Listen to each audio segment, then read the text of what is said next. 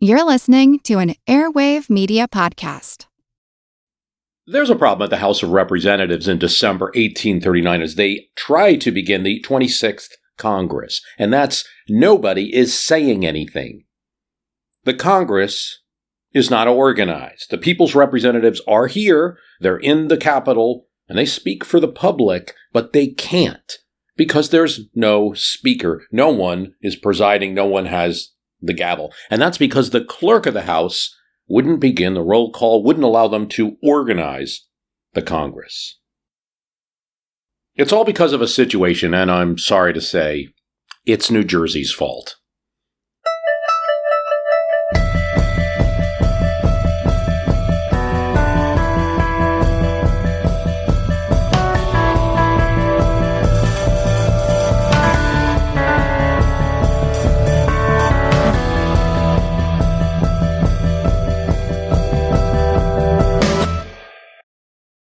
Hello everyone, my name is Wesley Livesey from the History of the Second World War podcast.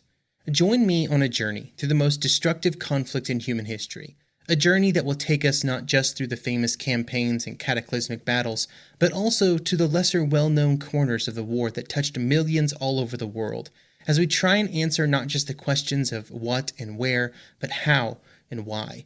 You can find History of the Second World War on all major podcast platforms or at historyofthesecondworldwar.com.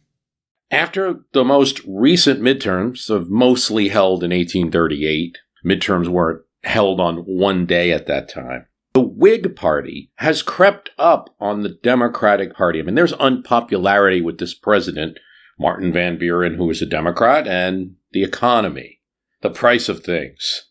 But in New Jersey, there's a disputed election.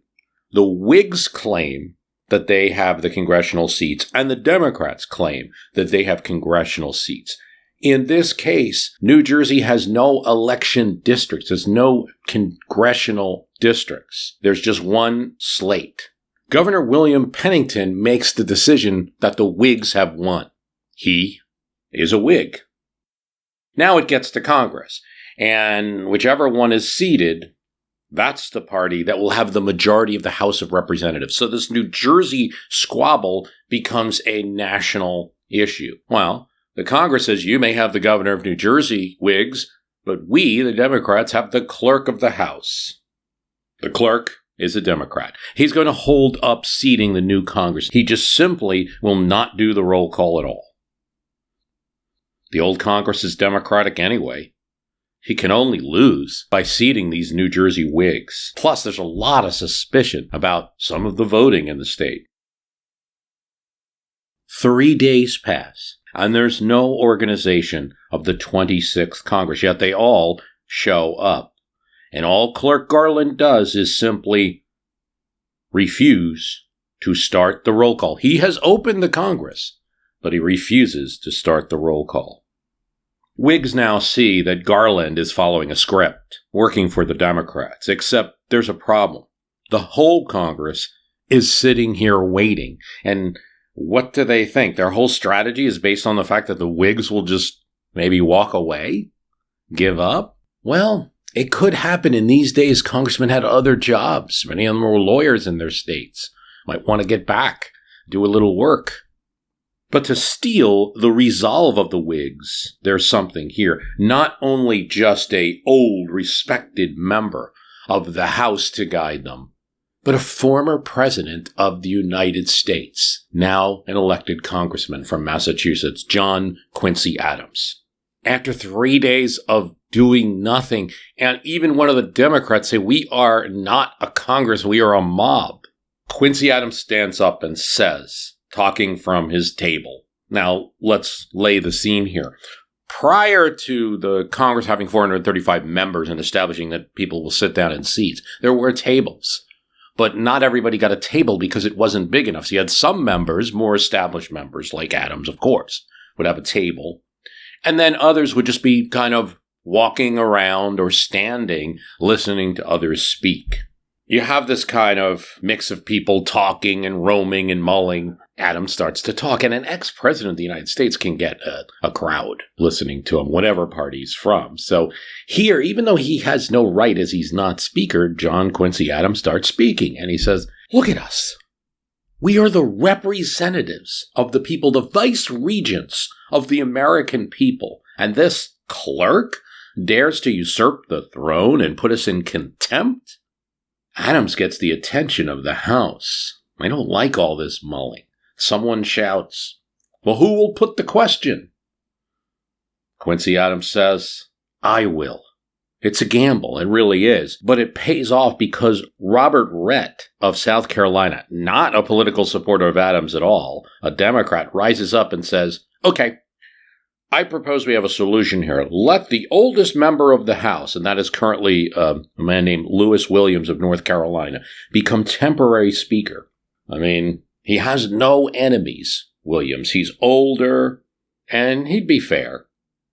But Williams refuses.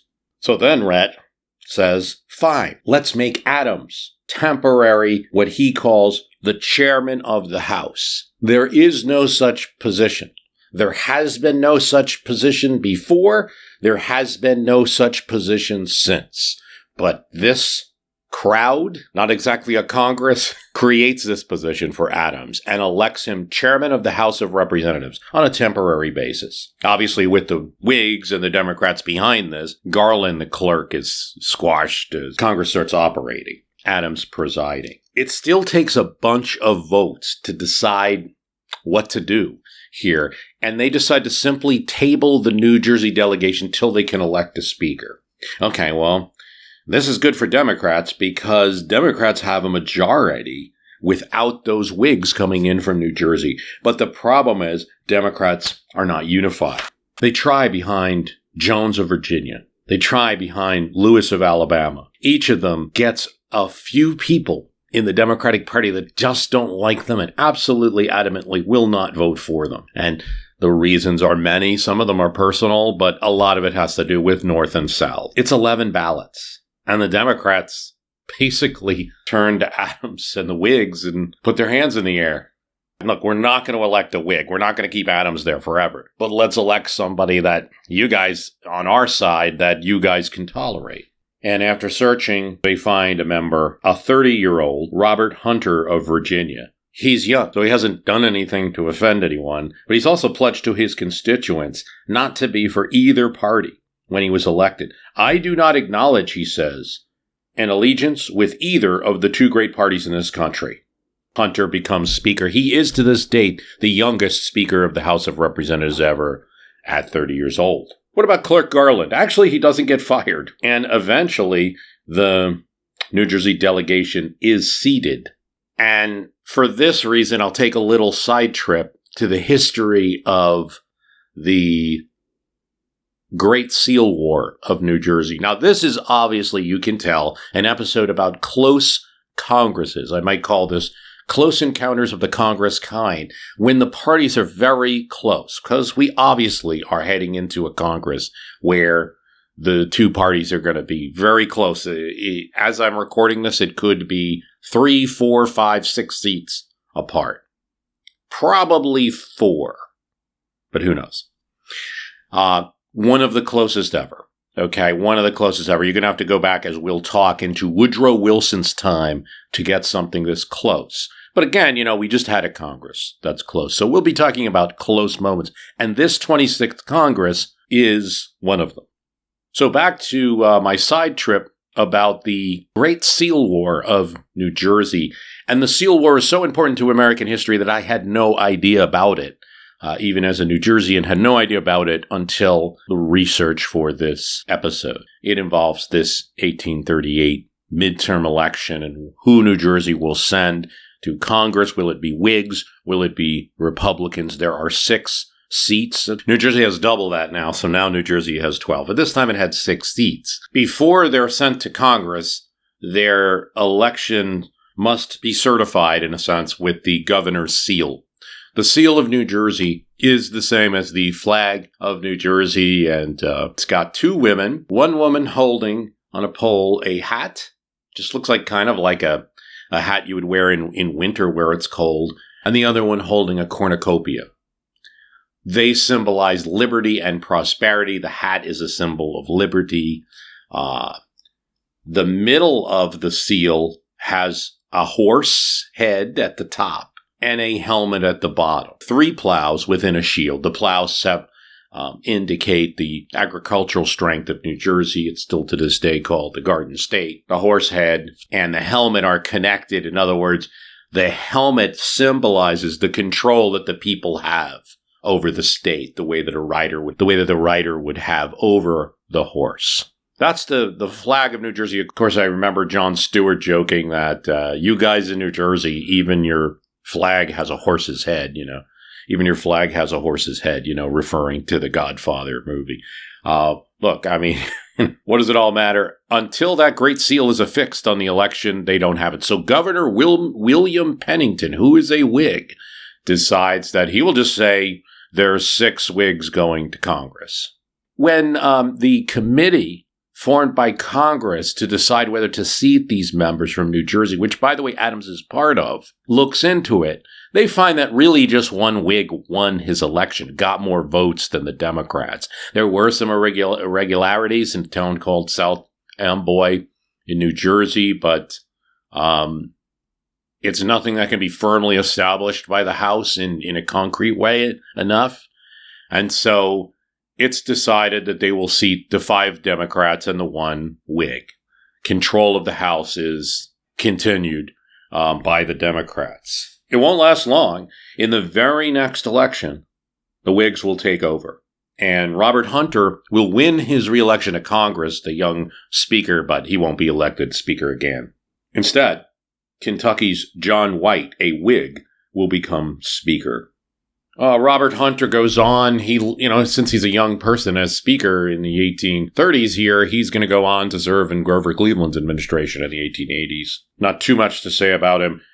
John White's speakership will be uncontroversial, but it'll only last 2 years, and Whigs will lose the House. He'll no longer be speaker. And he's speaking, defending his idol, Henry Clay of Kentucky, also a Whig, on the House floor. The new speaker tries to limit his remarks. Former Speaker White takes umbrance to this, keeps speaking, and a Democratic congressman tells him to be quiet. The speaker told you to stop talking. White says he won't be talked to that way, and the two start trading blows. A dozen congressmen run and jump in the middle, pulling them apart. It's a melee on the floor, and somebody fires a pistol, not in the air, but into the crowd. It hits not any of the offending fighters, but a Capitol policeman. This shocks everyone. Both the former speaker and the other congressman are censured by the House and forced to apologize.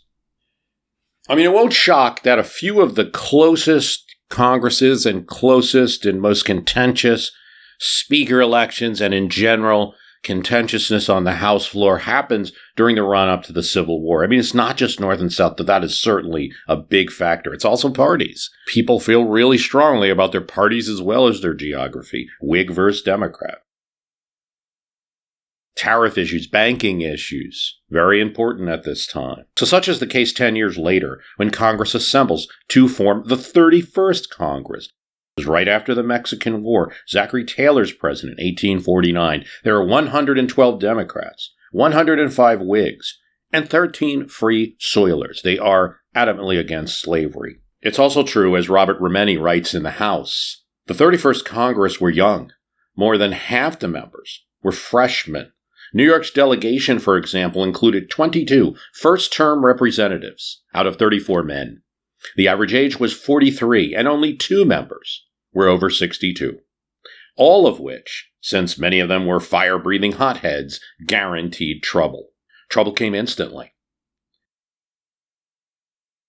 No sooner had they convened when the House quarreled about naming a speaker. Not only did neither party have a majority, but again, we'll go to the totals here of the parties officially on paper. 112 Democrats, 105 Whigs, 13 Free Soilers. So the first thing you think, well, the Democrats have the most. Yes, but they don't have a majority. And you need a majority to elect a speaker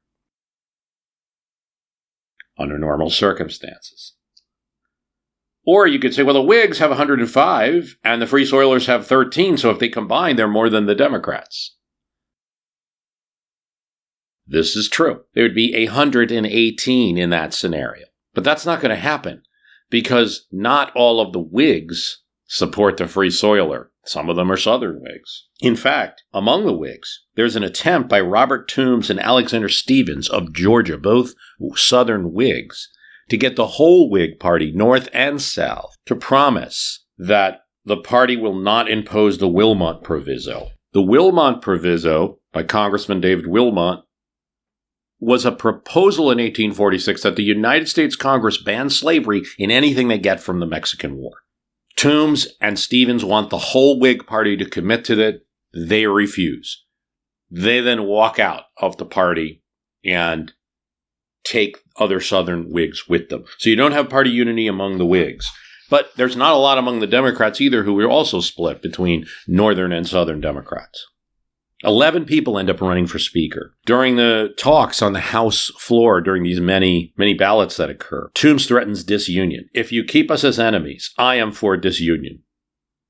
The Whigs, particularly Thaddeus Stevens of Pennsylvania, who's going to play a greater role in the run-up to the Civil War, opposes him. And he expresses his irritation at this talk of disunion because you disagree.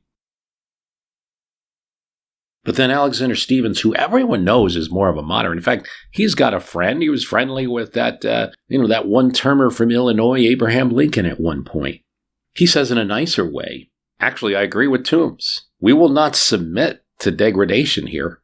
There's a lot of tumult over this, and people feel they're playing the victim card, and they feel like they're being simply outnumbered. Clerk is snapping. The clerk is trying to get order, and order. It's bedlam. 3 weeks go on. There's one ballot. No winner. Third, no winner. Fourth, fifth. William Dewar of New York calls Richard Meade, a Virginian, a disunionist during the debate. That's false, Meade says. Dewar says, you are a liar. Meade rushes at Dewar, but people get in between. So you have a congressman from Virginia and one from New York. This is 10 years before the Civil War, almost getting into blows.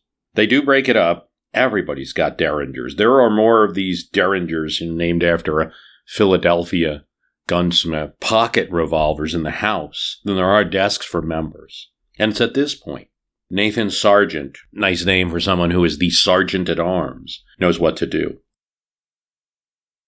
He picks up the House mace, the ornamented mace that symbolizes the power of the House of Representatives, and just lifts it up and walks through the floor with it. He doesn't plan to hit anybody or anything. It's just kind of like a symbol. And someone says they shouted at him, take that away. It has no place here. It is. It's supposed to be a symbol of power, not an actual weapon. It's not a weapon for the Sergeant at Arms to use against people, but it does calm the mood and the disarray, and Meade does challenge Dewar to a formal duel, but it just never happens. That's just in the middle of the balloting, though. There's 41 ballots, and now there are 30 different people running. Think about that for a second, because at this time, that means that there's like one out of every 10 people on the House floor is running for Speaker. Then there's 18 more ballots. Finally, a member from Alabama, Democrat, gets up and says, look, let's try 3 more votes. And if we can't get a speaker in 3 more votes, can we just decide instead of a majority, whoever gets the plurality wins? It's not how it works. That's not House normal rules, but everybody's exhausted and they decide to give it a try. And it's Democrat Howell Cobb that wins the plurality out of Georgia, and he becomes speaker. It takes 20 more votes to name a clerk, 14 more to name a doorkeeper, and, yet this very divided House under Cobb, he turns out to be something of a good facilitator of discussion. His meetings at his house getting people together. People do respect Cobb. He will end up, serving in the Confederacy like most Southerners. It's a rabble bunch that's in Cobb's Congress, and Daniel Webster says of the 31st, every man in the House speaks to defend himself and his own district and gratify constituents. That's all. There's no national speeches in that House. And it's true. But this is the House that passes the Great Compromise coming from the Senate. California's added to the Union, and elected representatives are already there waiting to join the 31st Congress as soon as they take their seats. 31st, the 34th, the 36th Congress, all before the Civil War, take forever to name speakers. In the latter, 36th Congress, Republicans, know-nothings, and Democrats. This is 1859. John Brown's raid has just occurred. The South is frightened. The people in Congress believe that the North is whooping up people like John Brown to come down and encourage slave revolts and attack them. Something else. A book called The Impending Crisis of the South, Hinton R. Helpers, is just as stirring as Harriet Beecher's Uncle Tom's Cabin in terms of a book bestseller, stirring up controversy, and you could say developing a voice for the Union cause during the run-up to the Civil War. Its publication in 1857 has real impact. It'll be used in a couple of years for Abraham Lincoln's campaign in 1860. Things will be taken right out of the message, right out of the impending crisis, and put into the Republican 1860 platform. It calls for the abolition of slavery and the modernization of the South. Helper argues, slavery is the biggest obstacle to Southern economic growth. This institution, your peculiar institution, makes you poor, ignorant, and superstitious. And he encouraged non-slaveholding whites to look out for the interest. Stop letting that small percentage of people who own slaves in the South, stop letting them tell you what to do. He also criticizes, and this is a common criticism at the time, Lincoln would make several of these type of criticisms, that the elite in the South downplay the importance of labor, of manual labor, of doing work. And they treat non-slaveholding whites as badly as they treat people who are enslaved, Helper pointing out. They duped them into believing that the peculiar institution benefited them when it didn't. He says that in a century or two, it's actually a long time, after slavery's abolition, the South would emerge as one of the greatest cosmopolitan civilizations that had ever lived. So, and he writes this before John Brown, but it's fueling this debate. And you can see, like, Helper's tone here is kind of like, hey, I want to help you out, but when in rhetoric have you ever seen people really respond well to that? Like, I'm just trying to help you out with what you can do better in your region. Didn't respond well. In reality, at face value, Helper makes some great points. But the impending crisis is very controversial, and it comes smack in the middle of this speaker's election. Again, there are Southern congressmen who will say, if you do not give us our rights, we are for disunion. And Thaddeus Stevens gets up again. This is, years later. He's like, you keep coming up with these threats. They're empty threats, Stevens says, and it's only because there's a few Northerners foolish enough to listen to you. We won't anymore. So neither side is listening to each other. And in this Congress, there won't be any solution like that last one, where they went for a plurality vote as speaker. No side wants it. It's North versus South in a sense, and they want a majority. Hello, everyone. My name is Wesley Livesey from the History of the Second World War podcast. My podcast is a mostly chronological retelling of the Second World War, and I hope you will join me on a journey through the most cataclysmic conflict in human history, as we try to answer the questions of not just what and where, but how and why. Join me on a journey not just through the famous campaigns, battles, and events, but also on a trip around the globe as we broaden the scope of Second World War history beyond the well-known battlefields of Europe and the Pacific. During weekly episodes, I seek to provide new insight for longtime students of the war, while also being a great jumping-on point for anyone seeking a deeper understanding of the Second World War. This podcast has made it to the invasion of Poland in 1939, and start listening now to find out how the world would find itself embroiled in its second worldwide conflict in just 20 years. You can find History of the Second World War on all major podcast platforms or at historyofthesecondworldwar.com. What's something you learned in history class that you feel wasn't the whole truth? Better yet, what's something you didn't learn at all that was omitted completely? That's what I'd like to call redacted history. I believe that all history, no matter how good or bad, needs to be told.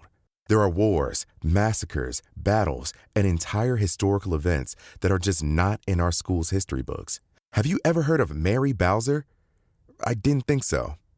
My name is Andre White, the host of the Redacted History Podcast, the place where history's forgotten events, heroes, and villains get their story told, one episode at a time. So come huddle around the campfire with me and get ready to hear the stories that you were robbed of. And get comfortable. We're going to be here a while. The Redacted History Podcast. Real history never dies. Stream the Redacted History Podcast on Apple Podcasts, Spotify, or wherever else you get your podcasts.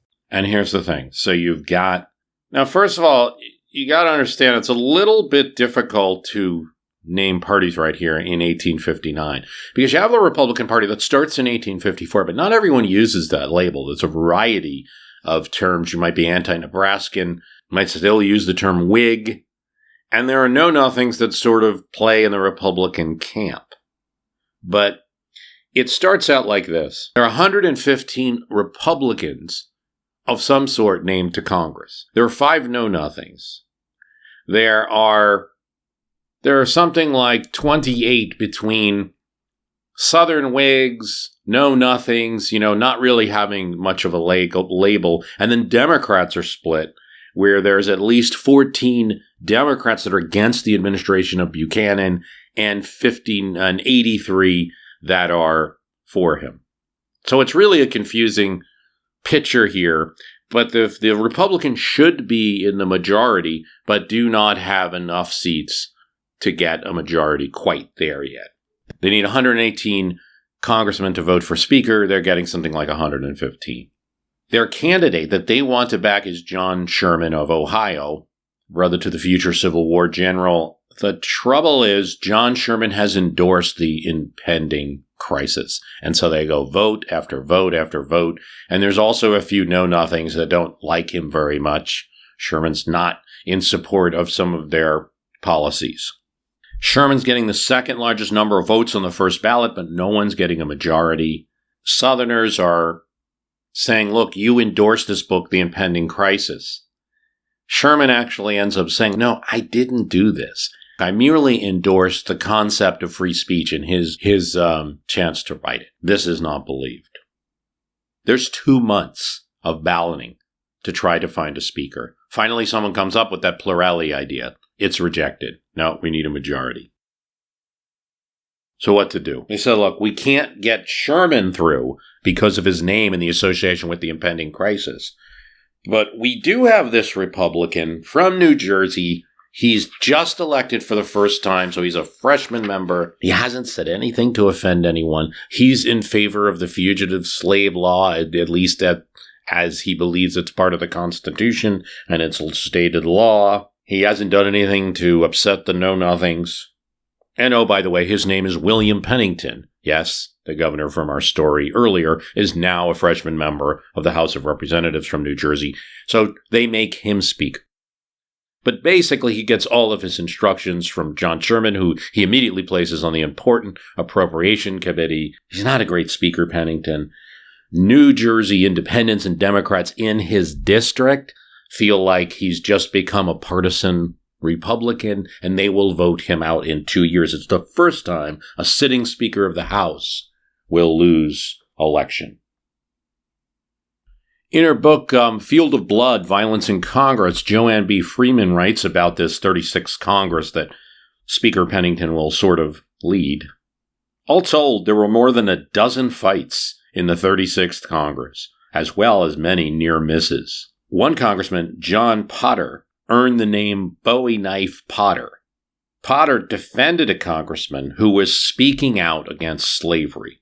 Democrats felt the congressman was getting too close and waving his arms in the direction of the Democrats. They took offense, and a Roger Pryor of Virginia, known to be a bit of a bully, runs down. Potter stands in his stead.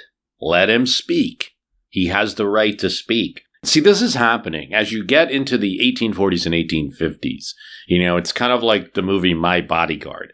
People have members of Congress that they know are good fighters. Galusha Grow of Pennsylvania, who will be speaker later during the Civil War, he's known to be a guy like you're not going to mess with. It's kind of like on the hockey teams. You have that kind of, is it Bobby Orr? Do I have that right? The enforcer guys that are like, don't mess with my team. You mess with them, you're going to get me. Roscoe Conkling, this is one of the things that he's known for. This is what occurs. Nobody's said anything to Potter, but Potter steps down in defense. Well, Pryor challenges him to a duel. Potter says, okay, I'll select the weapons. Because you challenged me, I get to select the weapons. My weapon will be Bowie knives. Roger Pryor, of course, the congressman, and his seconds are like, no, we'd rather do pistols, and no, that's rejected. And eventually there's no duel, but Potter has stood up to them. It's the same thing that Galusha Grow does in different occasions. When he's challenged, Grow will say, if you want to fight me, we'll fight out in the street. I don't want to duel. And that usually was good enough to stave off some of these duels when people knew that they were good, strong men and fighters versus taking your chance with maybe hitting them with a pistol. So thanks to the House.gov website, we have an indication of what speakers' elections were decided by multiple ballots. And that's actually one of the last ones was the one where William Pennington was picked as speaker in the 36th Congress. 44 ballots. The 34th goes for 133rd. That is 133. That's the record. So you really only have 14 that are decided by multiple ballots. And the last one's 1925. And there's not a heck of a lot of controversy over Frederick Huntington Gillett. There was no gunshots or brawling in the Congress in 1923, but there was a bit of a political brawl between the progressives and the Republicans. Both major party nominees initially failed to gain a majority because of votes cast for other members from the Progressive Party or from the progressive wing of the Republican Party. Many of these members agreed to vote for the Republican candidate only on the 9th ballot, after the Republican leadership had agreed to accept a number of procedural reforms that the members favored. You just see that getting settled in the 20s, where it's like, no, we're going to be largely a more conservative party with this little progressive wing, but a lot of you progressives can go take a hike. That was one of the battles that gets that settled. The next will be the next year, 1924, when, there's an actual split and the Progressive Party runs against Coolidge and doesn't get a lot of votes. Then Coolidge can consolidate more among Republicans. We don't have a second ballot for a speaker's election after that. People like Sam Rayburn or Joseph Martin or Carl Albert are decided on ahead of time and elected. Why are we talking about this? Well, you know why. Because for the first time you might. I mean, as I'm recording this, there's some politics going on. It's not clear how many seats the GOP will have in majority. It could be anywhere from 3 to 5. There are at least, as I'm recording, because things can change, 5 that don't want to elect Kevin McCarthy from California, the current Republican leader, to the speakership. If that continues to the speaker's vote, he will not be elected speaker.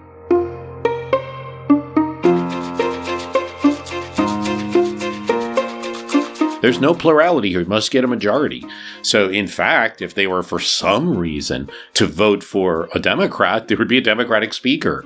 Sounds crazy? It would be crazy. It really hasn't happened except in the multi-party days that I talked about there, where you kind of put an independent in or a Republican we agree with in. But hasn't happened in the House of Representatives, where you've had like the Republicans win, but they put a Democrat in as speaker. That hasn't happened in any kind of modern sense of the two parties and in any kind of modern time. You have seen it in some states. Willie Brown in California was able to become speaker even after a disastrous election by wooing a couple of Republican members. Thomas Kean in the 1974 New Jersey Assembly, this is before Thomas Kean became governor, becomes Speaker of the House even though his party is short. And the reason he does is because Jersey City Democrats don't agree with the state Democratic Party's choice for Speaker of the New Jersey Assembly. So Kane's able to get with those New Jersey reform Democrats, and a Republican becomes Speaker just for a quick time. The dispute had to do with, Jersey City was a rigid kind of political machine. And in fact, the person leading that machine would end up being indicted several years later. So it has happened at the state level where you've had this kind of like mix it up. A party wins the majority, but can't actually the other party becomes speaker.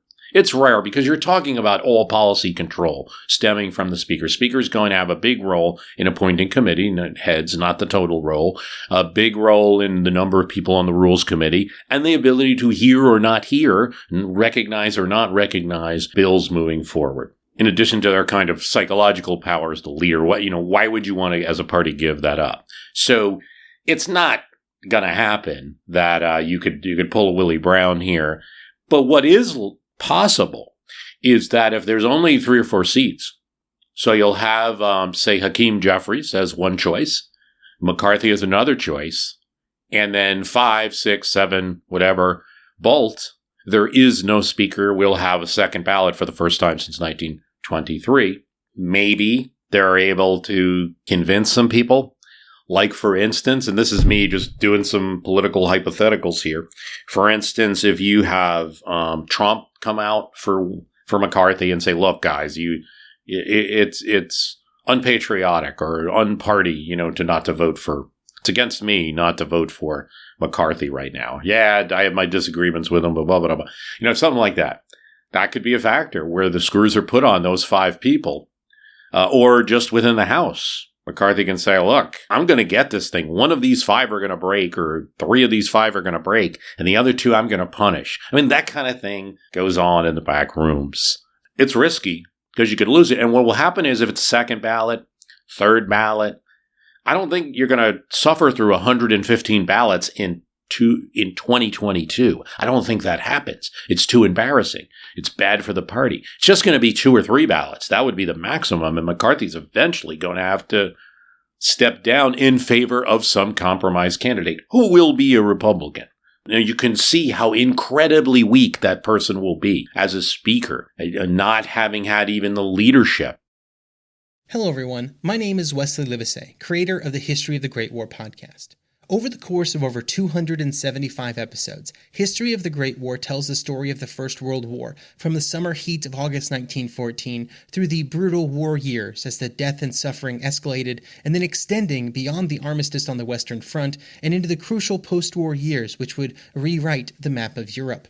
The First World War was truly a global war, and so while the podcast covers the events that you will probably recognize, with names like the Somme and the Marne and Verdun and Jutland and Passchendaele, it also covers the attacks on the Isonzo, in the Carpathian and Caucasus Mountains, the fighting in the Middle East, what life was like on the home front, and many other topics. All of the episodes of History of the Great War can be found on all major podcast platforms or at historyofthegreatwar.com. Hey, Matt. Did you know that wombats poop cubes? Nope, never heard that before. Did you know the unicorn is the national animal of Scotland, Ken? I didn't know, nor do I care. Neil, did you know that Liechtenstein is the only doubly landlocked country in Europe? Jeff, isn't that an American pop artist? Well, actually, it's both. If you want to learn things like that and more, join us each week on Triviality, a pub trivia-style game show podcast where a lack of seriousness meets a little bit of knowledge. Listen in each week to answer general knowledge trivia alongside exciting guests from around the world. And we're here too. Join us every Tuesday for new hour-long episodes of Triviality, plus tons of extra theme content on everything from The Office and Lord of the Rings to science and geography. And sometimes we even do sports. Find us on all your preferred podcast apps and take part in the fun of playing bar trivia without the need to wear pants. Real mature, Jeff. Forget it, Neil. It's triviality. A couple of things. To be fair, there's so much talk about how close this new Congress coming in will be. But to be fair, the 117th Congress, 222 Democrats and 212 Republicans, so it's only a 10-seat difference. It's not impossible on a lot of pieces of legislation to get 10. Pelosi's been very disciplined and been able to work with the different groups to get legislation. Indeed, the average difference between the two parties is 61 seats. You usually have 61 since the beginning of the Republic, 61 seats between the two major parties. Actually, since the House has increased to 435 members, it's got more distance. It's been 95 on average since 1911. So this makes even the last Congress extraordinary with 10 seats. And if you're going to bring that down to, say, 4 or 5, that's a big difference. So expect to see some things that we're not used to. I referenced Tom Kean, the former governor of New Jersey, somebody who I have to admit I've always had a lot of respect for. His son is now entering Congress. And he's supportive of McCarthy, certainly. He's expressed that. He's made his peace, let's say, with President Trump, but he's not going to be extreme.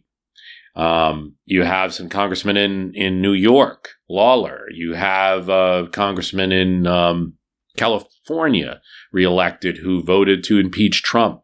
You've got about 5 or 6 moderates there that you could put in the category, say, of a Kissinger or a Liz Cheney almost.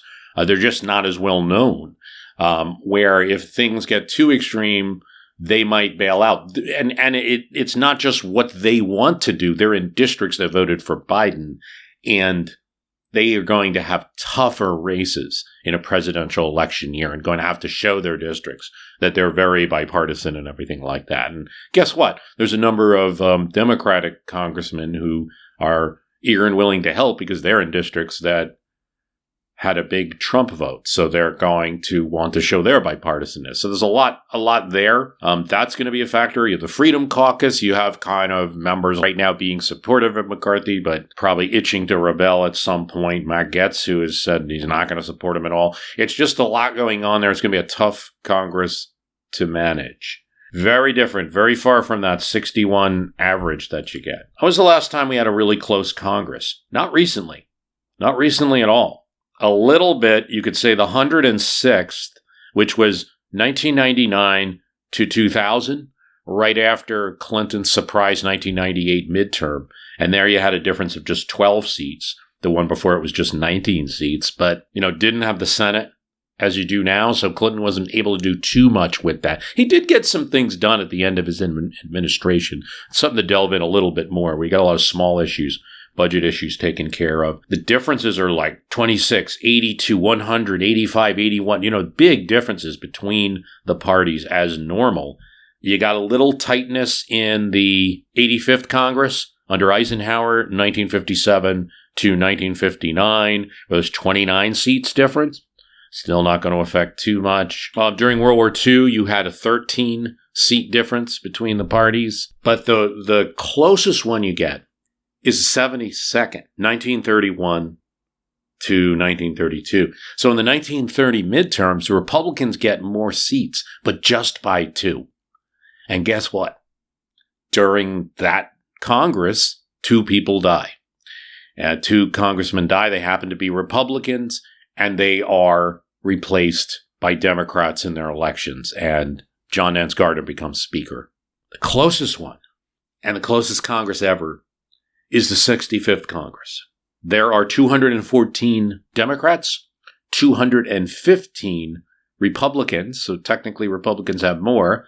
There are 3 progressives, an independent, a prohibitionist, and a socialist. With those votes, the Democrats are able to retain control of Congress. Beauchamp Clark remains Speaker. This is under Woodrow Wilson's administration. Interesting, as close as this Congress is, this will be the Congress that commits us to World War I. And that issue will be divisive, but the vote for war will be overwhelming despite opposition. And it doesn't reflect this closeness of Congress. But there are differences of opinion. In fact, Beauchamp Clark is no supporter of World War I. Our entry into World War I does not support a draft bill after the declaration of war. This Congress, the 65th, will be significant for the first woman elected, Jeannette Rankin of Montana. And there's an interesting thing that happened. She's the first woman in Congress. There's a lot of press around her. And it comes time to vote for war. And they name, Congresswoman Rankin. And she doesn't say yay or nay. You don't have to, because there's 2 roll calls in Congress. At least at this time. She knows she can wait, so she waits. She doesn't vote on the first one. But during that time, she's approached by a man from Illinois, an older man, and it's Joe Cannon, the former Speaker of the House during Teddy Roosevelt's time, and now just a member of Congress, sitting back watching it. He says, little lady, kind of a little patronizing there, but he does mean something more than just that. Little lady, you cannot be silent.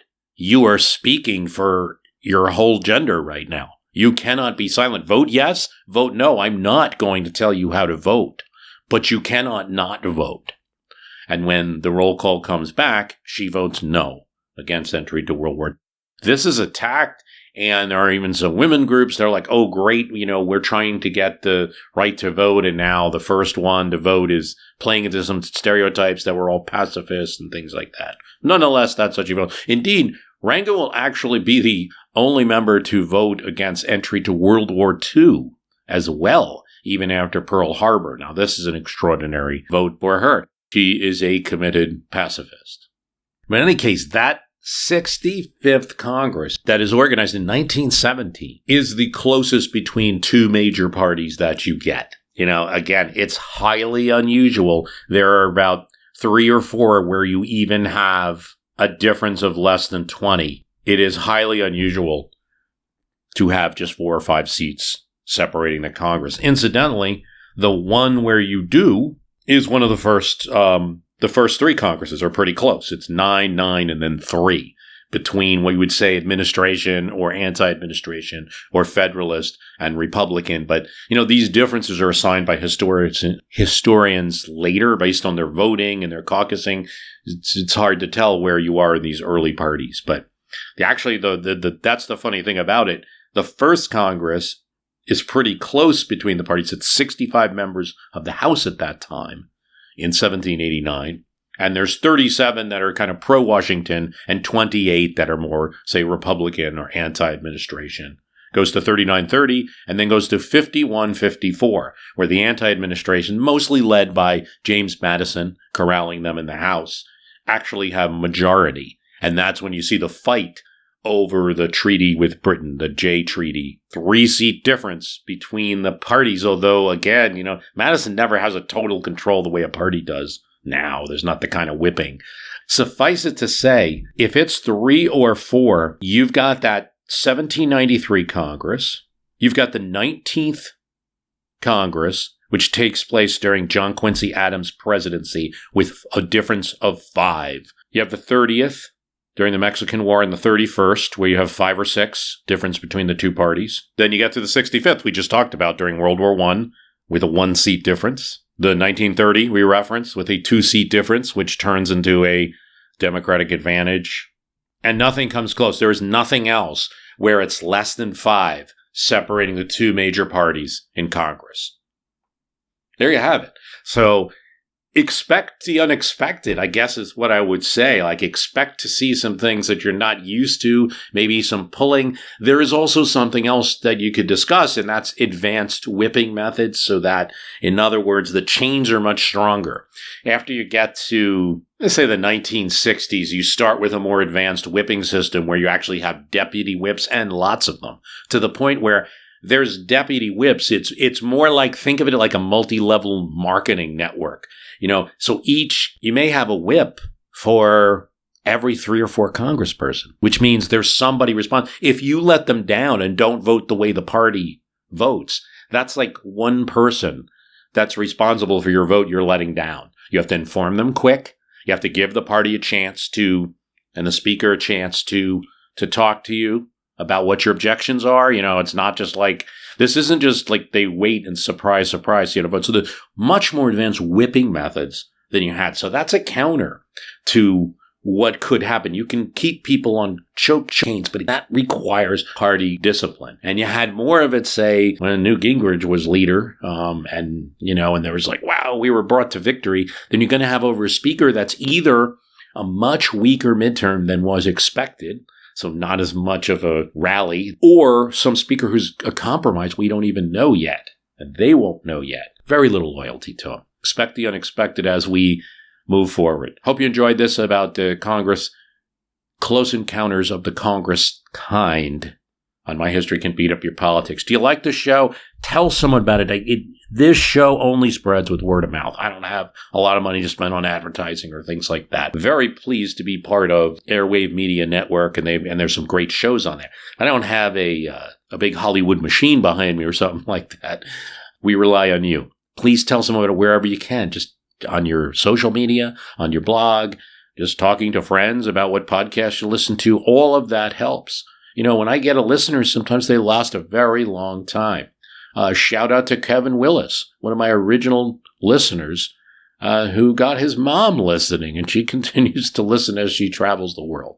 Really pleased with things like that. Review if you can. On Apple Podcasts is the best, but also Podcast Addict. I could use reviews there. Or Overcast, I could use reviews there. Please give a good review if you like it. And then also, if you're in one of those apps where you can vote helpful other reviews, that helps a lot too. Every once in a while, somebody sneaks in a little agenda with a review, and it's not a real review of the program, and only like unhelpful votes will get that to the place it belongs. I want to thank you for listening.